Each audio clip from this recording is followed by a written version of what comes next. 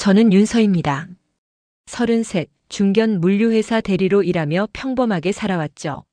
아니, 평범하다고 믿고 싶었어요. 2년 전 그 비 오는 날까지는요. 우산도 없이 회사 앞에 서 있던 저에게 누군가 말을 걸었습니다. 저기 같은 건물 아니었어요? 깔끔한 정장 차림의 남자 박현우였죠. 그는 자연스럽게 우산을 펼쳤고 저는 그 우산 아래로 들어갔습니다. 역까지 가는 15분 동안 우리는 이상하리만치 편하게 대화했어요. 그는 제 일을 진지하게 들어줬습니다.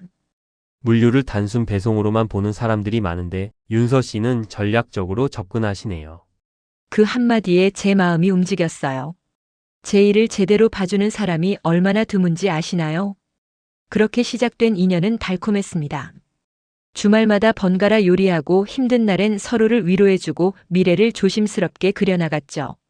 현우는 대형 건설사 전략팀에서 인정받는 팀장이었어요. 능력 있고 다정하고 저를 아껴주는 사람. 하지만 그에게는 제가 모르는 비밀이 있었습니다. 그의 집안이 지역에서 꽤 알려진 그런 집안이라는 것. 현우는 그 사실을 일부러 숨기지는 않았지만 적극적으로 말하지도 않았어요. 부모님 집이 좀 큰 편이야. 아버지가 사업하셨는데 지금은 은퇴하셨어. 단편적인 정보들 뿐이었죠. 저는 궁금하지 않았어요. 중요한 건 현우 본인이었으니까요. 그가 어떤 집안 출신이든 저는 그 사람 자체를 사랑했습니다. 어느 가을 저녁 한강 산책로에서 현우가 무릎을 꿇었어요. 윤서야, 우리 결혼하자. 제 손에는 반지가 끼워졌고 저는 눈물을 흘렸습니다. 행복의 눈물이었죠. 부모님이 한번 만나보고 싶대. 형식적인 자리니까 부담 갖지 마. 현우의 그 말을 저는 그대로 믿었어요. 형식적이라고 했으니까요. 하지만 그건 거짓말이었습니다. 그 만남은 형식이 아니라 저를 평가하는 시험의 시작이었어요. 저는 몰랐죠. 제가 사랑으로 들어서는 문이 사실은 서류 심사장 입구였다는 걸. 그리고 그 심사관은 이미 채점표를 준비해두고 있었다는 것을요. 그분을 만나기 전날 밤 저는 설레서 잠을 못 잤어요. 좋은 인상을 주고 싶었고 사랑받고 싶었으니까요. 옷장 앞에서 1시간을 고민했고 손톱까지 깔끔하게 다듬었습니다. 하지만 제가 준비한 건 첫인상뿐이었어요. 저는 몰랐습니다. 그분이 준비한 건 제 존재 자체에 대한 평가표라는 걸. 학벌, 집안, 외모, 경력, 그리고 제가 얼마나 관리 가능한 며느리인지까지. 첫 만남의 장소는 호텔 라운지였습니다. 고급스러운 샹들리에 아래 저는 떨리는 마음으로 현우의 부모님을 기다렸어요. 그때만 해도 저는 알지 못했죠. 그 자리가 제 인생의 전환점이 될 거라는 걸. 그리고 사랑이라는 이름 아래 숨겨진 계급의 벽을 마주하게 될 거라는 것을요.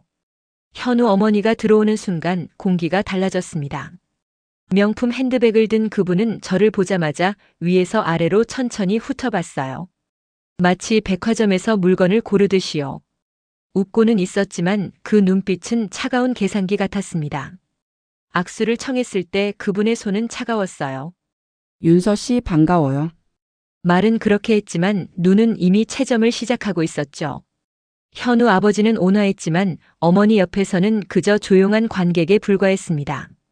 자리에 앉자마자 질문이 시작됐어요. 윤서 씨 학교는 어디 나오셨어요? 저는 준비한 대로 밝게 대답했습니다. 대구에 있는 대학교 나왔습니다. 어머니의 눈썹이 미세하게 올라갔어요. 아, 지방. 요즘엔 서울 출신이 드물어서. 그 한마디에 제 이력서 첫 줄에 빨간 줄이 그어지는 느낌이었습니다. 대화는 자연스럽게 현우의 업적으로 흘러갔어요. 우리 현우가 이번에 프로젝트 따냈잖아요. 회사에서 큰 상도 받고. 우리 집은 대대로 명문대 나온 사람들 뿐이에요. 우리는 이런 사람들과 어울리고 이런 모임에 나가죠. 계속 반복되는 우리라는 단어. 저는 그 우리에 포함되지 않았습니다. 어머니가 말하는 우리는 특정 대학, 특정 지역, 특정 계층만을 의미했어요.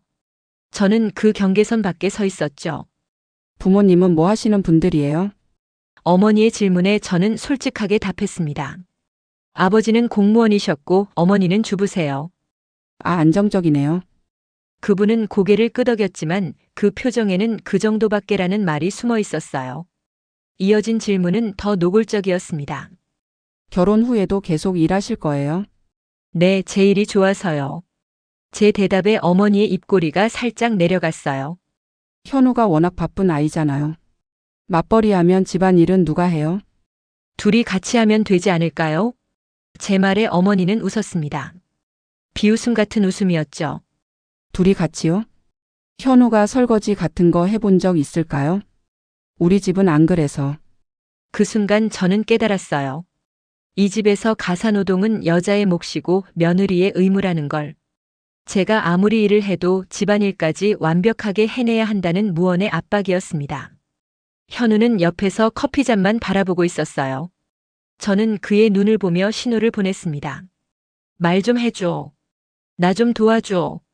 하지만 그는 고개를 숙인 채 침묵했죠. 그 침묵이 저를 더 외롭게 만들었어요. 디저트가 나왔을 때 결정타가 날아왔습니다. 어머니는 케이크를 포크로 자르며 천천히 말했어요.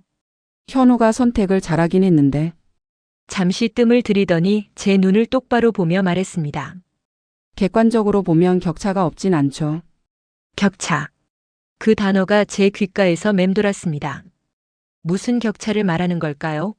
학벌, 집안, 재산, 아니면 제 존재 자체가 현우와는 어울리지 않는다는 뜻일까요?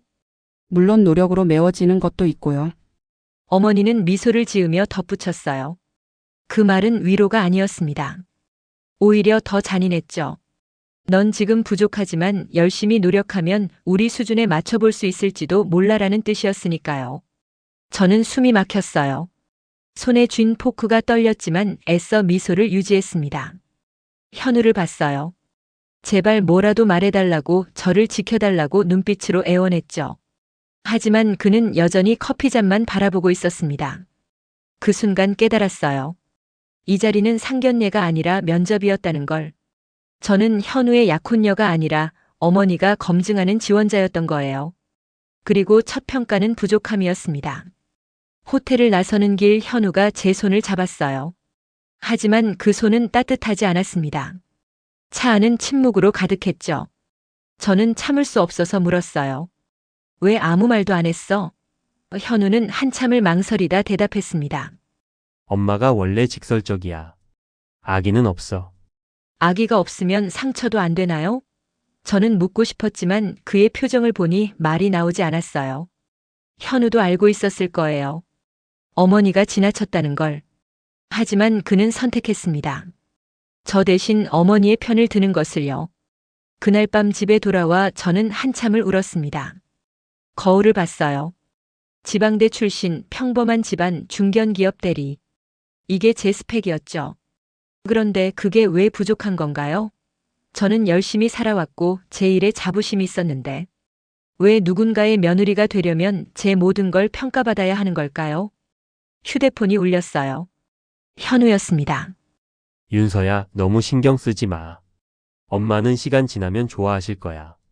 저는 대답하지 않았어요. 좋아하실 거라고.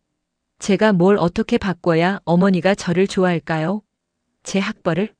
제 부모님을? 제 과거 전부를?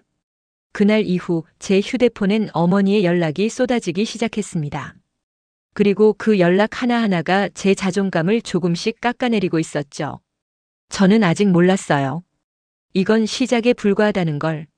진짜 지옥은 지금부터였다는 것을요.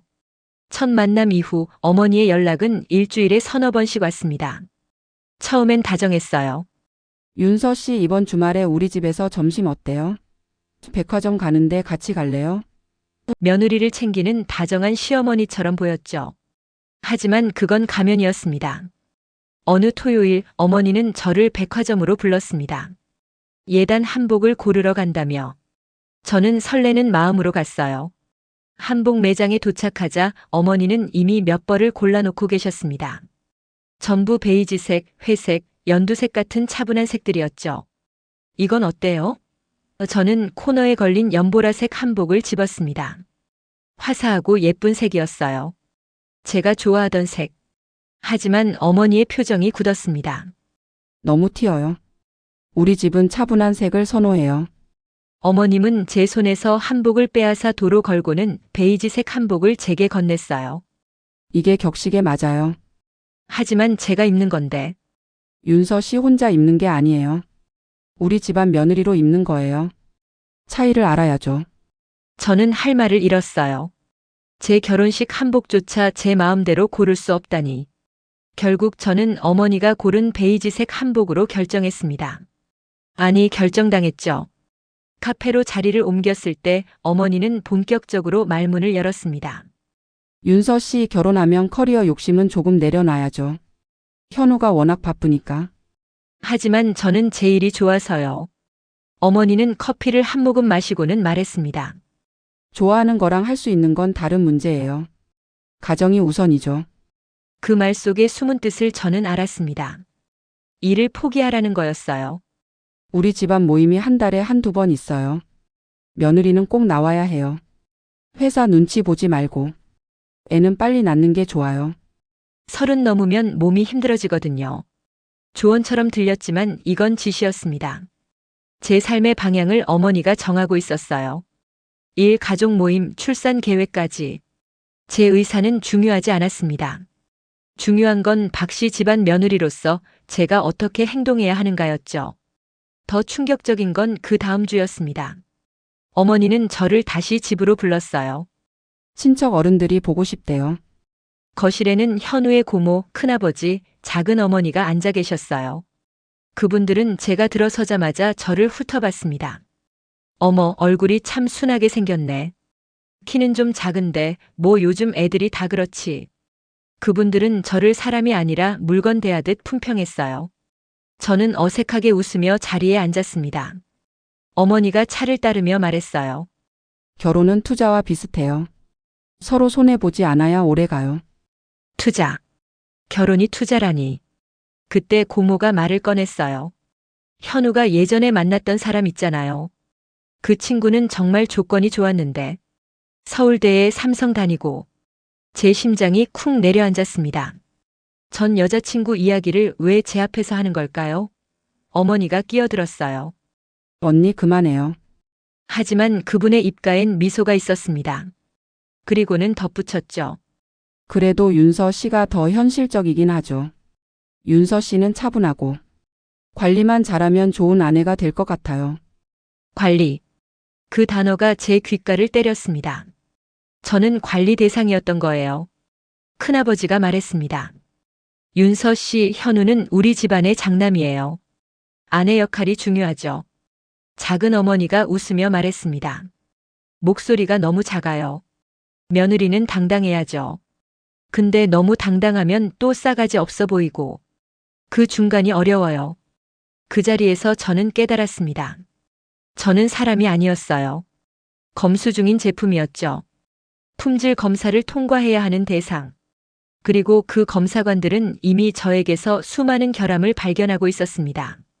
집으로 돌아오는 길 저는 현우에게 전화했어요.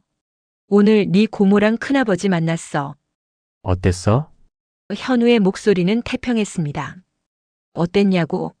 네 전 여자친구 이야기 들었어. 나랑 비교하면서.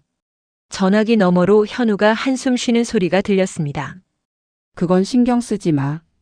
신경 쓰지 말라고. 난 내 가족 앞에서 평가받고 관리 대상 취급받고 있어. 현우는 잠시 침묵하더니 말했어요. 윤서야, 엄마가 원래 확실한 사람이야. 기준이 있는 거지 나쁜 마음은 아니야. 넌 내 편을 안 들어줄 거야? 편을 드는 게 아니라 조금만 참아줘. 결혼하면 다 괜찮아질 거야. 저는 전화를 끊었습니다. 결혼하면 괜찮아질까요? 아니었어요. 결혼하면 더 심해질 게 뻔했습니다. 그날 밤 저는 침대에 누워 천장을 바라봤습니다. 거울 속 제 얼굴은 창백했고 눈은 생기를 잃어가고 있었습니다. 불과 몇 주 사이에 저는 많이 변해 있었어요. 웃음이 줄었고 자신감이 사라졌고 스스로를 의심하기 시작했습니다. 휴대폰에 어머니의 메시지가 도착했습니다. 윤서 씨 오늘 친척분들이 다들 좋아하셨어요. 앞으로 잘할 수 있을 것 같아요. 좋아하셨다고요? 저를 품평하고 평가한 게 좋아한다는 뜻인가요? 저는 답장하지 않았습니다. 대신 생각했어요. 내가 정말 부족한 걸까? 어머니의 말들이 제 머릿속에서 맴돌았습니다. 그 말들이 저를 서서히 잠식하고 있었어요. 하지만 저는 아직 몰랐습니다. 진짜 결정타는 상견례 일주일 전에 날아올 거라는 것을요. 상견례를 일주일 앞둔 금요일 저녁 현우에게서 전화가 왔어요. 윤서야, 내일 우리 집에 와줄 수 있어? 무슨 일인데? 엄마가 상견례 전에 마지막으로 확인할 게 있대. 그냥 형식적인 거야. 또 형식적이라는 말. 저는 이제 그 말이 거짓이라는 걸 알았지만 거절할 수 없었습니다. 다음 날 저는 정갈한 옷차림으로 현우네 집에 갔어요. 문을 열자 느껴진 건 이상한 분위기였습니다. 거실에는 어머니뿐 아니라 지난번 친척들이 전부 모여 있었어요. 어서 와요, 윤서 씨. 어머니는 웃으며 저를 맞았지만 그 미소는 차가웠습니다. 테이블 위에는 서류 같은 게 펼쳐져 있었고 옆에는 두꺼운 파일이 놓여 있었습니다. 우리가 오늘 부른 건요. 결혼 전에 서로 확실하게 하고 넘어가야 할 것들이 있어서예요. 어머니는 파일을 펼쳤습니다. 결혼은 감정만으로 하는 게 아니에요. 현실적인 계산이 필요하죠. 고모가 끼어들었습니다. 윤서 씨가 나쁜 사람이라는 게 아니에요. 다만 우리 기준에 맞춰줘야 할 부분들이 있다는 거죠. 어머니가 종이를 제 앞에 밀었어요. 이건 우리 집안의 연간 행사 일정이에요. 며느리는 전부 참석해야 해요. 설, 추석, 제사. 총 8번의 큰 행사. 회사 휴가는 미리 조정해 두세요. 그리고 이건 집안일 분담표예요. 현우는 바쁘니까 집안일은 윤서 씨가 담당하는 걸로. 작은 어머니가 말했습니다. 주말에는 시댁에 와서 같이 식사하고 제철 음식 준비해 오면 좋겠어요. 그때 큰아버지가 폭탄을 떨어뜨렸습니다. 솔직하게 이야기하는 게 나중에 편할 것 같아서 하는 말인데 우리 현우는 조건이 좋은 아이야. 서울 명문대, 대기업 팀장, 좋은 집안. 근데 윤서 씨는 솔직히 객관적으로 봤을 때 현우랑 균형이 맞는 건 아니잖아. 제 심장이 멎는 것 같았습니다. 고모가 덧붙였어요. 지방대 나오고 중견기업 다니고 집안도. 우리 집안 수준은 아니지. 어머니가 말했습니다. 그래서 우리가 생각한 게 있어요.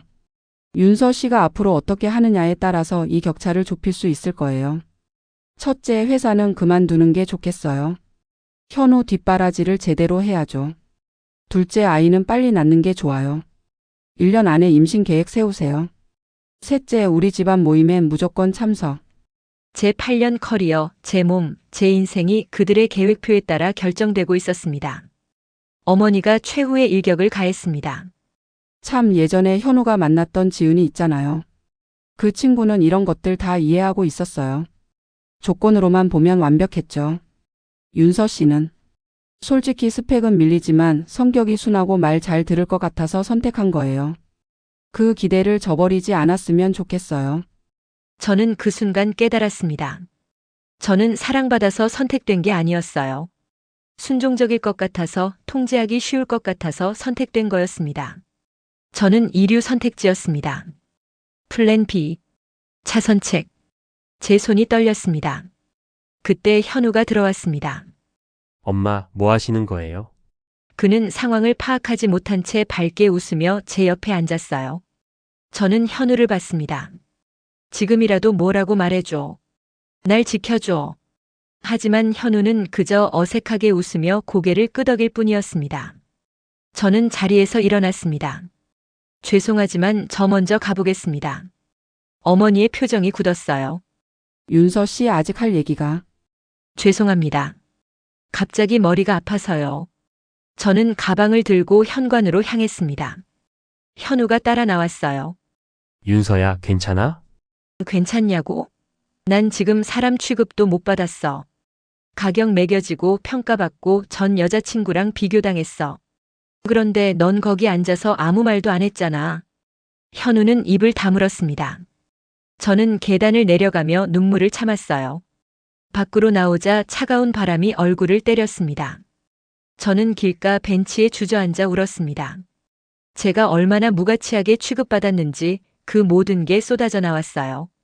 그날 밤 저는 결심했습니다. 이건 사랑이 아니라는 걸. 이건 결혼이 아니라 계약이고 저는 그 계약서에 을이라는 걸. 그리고 저는 그런 계약에 서명하고 싶지 않다는 걸요. 저는 휴대폰을 들고 메시지를 작성하기 시작했습니다. 떨리는 손으로 하지만 확고한 마음으로. 토요일 아침 9시. 저는 떨리는 손으로 어머니에게 메시지를 보냈습니다. 어머님, 그동안 신경 써주셔서 감사합니다. 하지만 저는 현우 씨와 결혼하지 않기로 했습니다. 아드님은 훌륭한 분입니다. 다만 저를 평가의 대상으로 두는 결혼은 감당할 자신이 없습니다. 저는 관리되어야 할 대상이 아니라 존중받아야 할 사람으로 살고 싶습니다. 그럼 항상 행복하세요. 전송 버튼을 누르는 순간 제 심장이 터질 것 같았습니다. 하지만 동시에 묘한 해방감이 밀려왔어요. 마치 오랫동안 짊어진 무거운 짐을 내려놓는 기분이었습니다. 30분 후 현우에게서 전화가 왔습니다. 저는 받지 않았어요. 문자가 쏟아졌습니다. 윤서야, 엄마한테 무슨 문자를 보낸 거야? 다시 생각해봐. 제발 전화 좀 받아. 저는 답장하지 않았습니다. 오후 2시 어머니에게서 전화가 왔습니다. 이번엔 받았어요.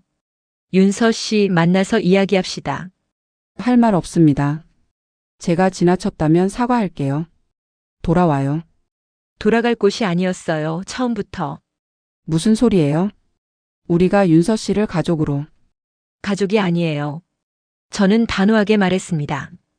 어머님이 원한 건 순종하는 며느리였어요. 제가 아니라 어머님의 기준에 맞는 누군가를요. 어머니는 침묵하다 말했어요. 후회할 거예요. 현우 같은 남자 다시 못 만나요. 이미 후회하고 있어요. 더 일찍 깨닫지 못한 걸요. 그리고 어머님, 조건 좋은 남자보다 저를 존중해주는 사람이 더 중요합니다. 저는 전화를 끊었습니다. 그날 저녁 현우가 제 집 앞에 나타났습니다. 문자를 보냈어요. 윤서야, 5분만 얘기하자. 제발. 저는 내려가지 않았습니다. 1시간 후 현우의 마지막 문자가 왔어요. 윤서야, 미안해. 내가 너를 지켜주지 못했어. 내가 비겁했어. 그 문자를 읽는 순간 눈물이 났습니다. 안도의 눈물이었어요. 현우도 알고 있었던 거예요. 하지만 이미 늦었죠. 일요일 친구 수진에게 전화했습니다. 수진아, 나 파혼했어. 수진이 달려왔고 저는 모든 걸 쏟아냈습니다. 수진은 제 손을 잡으며 말했어요. 윤서야, 너 진짜 잘했어. 넌 사람이야. 관리 대상이 아니야. 너는 그 자체로 충분히 가치 있어. 월요일 회사에 갔습니다. 윤서 씨 결혼 준비 잘 돼가요? 파혼했어요. 사무실이 조용해졌지만 저는 담담하게 말했어요. 괜찮아요. 잘된 일이에요. 팀장님이 따로 불렀습니다. 무슨 일 있었어? 제가 설명하자 팀장님은 말했습니다. 잘한 결정이야. 그리고 마침 잘 됐다. 프랑스 프로젝트 맡아볼래? 6개월 출장인데. 네. 하고 싶습니다. 저는 주저없이 대답했습니다. 한 달이 지났습니다. 현우와 어머니에게서 더 이상 연락은 없었어요. 저는 프로젝트에 몰두했고 제 삶을 되찾아갔습니다. 거울을 볼 때마다 놀랐어요. 제 얼굴에 생기가 돌아오고 있었거든요.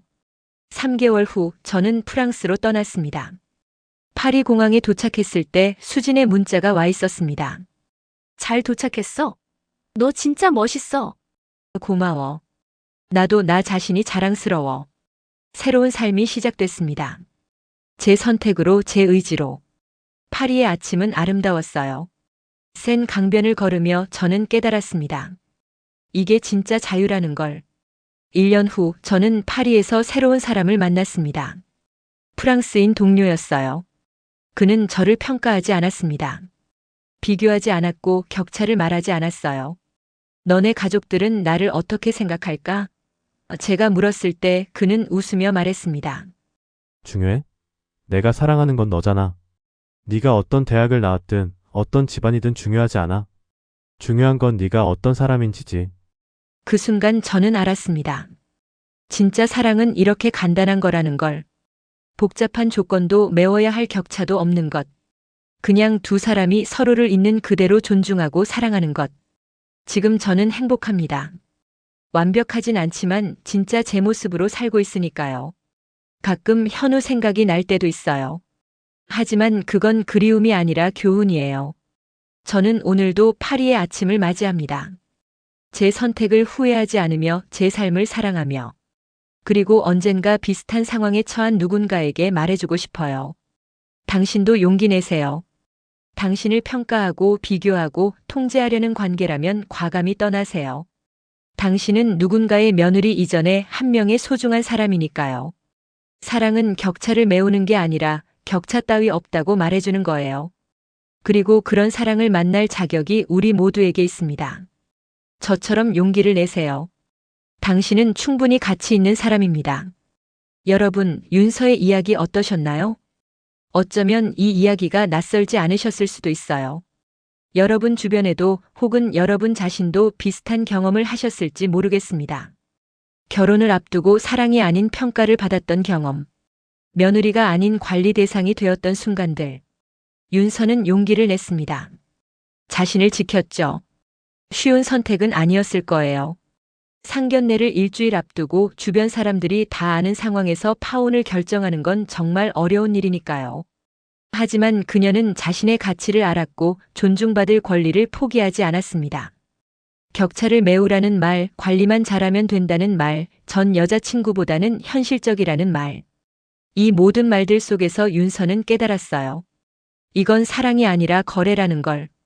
그리고 자신은 그 거래의 을이 되고 싶지 않다는 걸요. 이 이야기가 여러분께 작은 용기가 되었으면 좋겠습니다. 누군가 여러분을 평가하고 격차를 말하고 기준에 맞추라고 요구한다면 그건 사랑이 아니에요.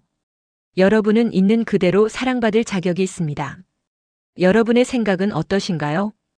윤서의 선택이 옳았다고 생각하시나요? 아니면 조금 더 노력했어야 한다고 생각하시나요? 혹시 비슷한 경험이 있으신가요? 댓글로 여러분의 솔직한 의견을 들려주세요. 여러분의 이야기가 누군가에게 큰 힘이 될 수 있습니다. 이 영상이 공감되셨다면 구독과 좋아요 버튼을 꼭 눌러주세요.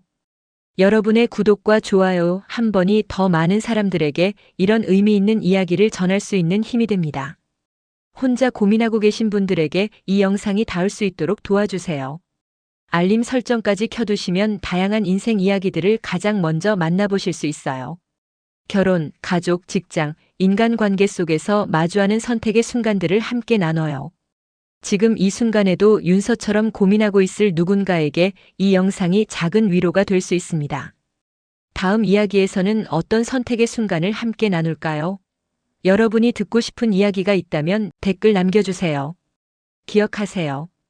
당신은 누군가의 며느리, 누구의 아내, 누구의 직원 이전에 그 자체로 소중하고 가치 있는 사람입니다. 당신을 평가하는 사랑은 진짜 사랑이 아니에요. 당신은 있는 그대로 존중받을 자격이 있습니다. 오늘도 여러분 자신을 사랑하는 하루 되세요. 자신을 지키는 것, 그것이 가장 큰 사랑입니다. 구독, 좋아요, 알림 설정 잊지 마세요. 여러분의 작은 클릭 하나가 누군가에게는 큰 용기가 됩니다. 다음 이야기에서 또 만나요. 감사합니다. 사연은 개인정보 보호를 위해 재구성된 이야기이며 실제 인물단체와는 무관합니다.